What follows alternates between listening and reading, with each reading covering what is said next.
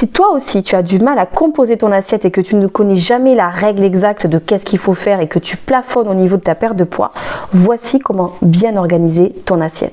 Déjà, tu te prends une vraie assiette. On n'est pas là pour compter, pour peser au milligramme près. Tu te mets 50% de ton assiette de légumes qui sont cuits ou crus, voire les deux.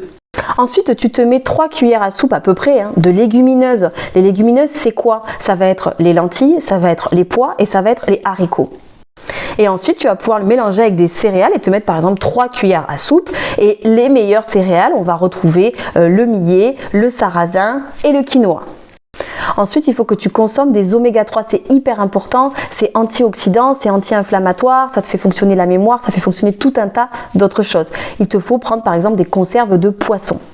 Tu peux mettre un peu de viande si tu préfères de la viande. Essaye de ne pas mettre de la viande rouge tous les jours parce que c'est vrai qu'elle est un peu plus pro-inflammatoire que la viande blanche ou que le poisson. Et si tu mets des œufs, pense à prendre des œufs de poule élevés en plein air bio parce qu'en fait leurs œufs renfermeront tout ce qu'elles ont mangé, tout ce qu'elles ont respiré et donc ce seront des œufs qui seront forts en oméga 3 et moins forts en oméga 6 parce que ça les oméga 6 on n'en a pas besoin. Donc tu as ton assiette qui est prête et tu la manges en entier, c'est une belle assiette, c'est pas la peine de se freiner sur les légumes, t'inquiète pas, tu vas pas trop en avoir, au contraire, ça va faire que ton corps va bien s'hydrater, va avoir toutes les vitamines, les minéraux et les fibres dont il a besoin. T'as pas besoin d'entrée ou de dessert et surtout pas de café après manger.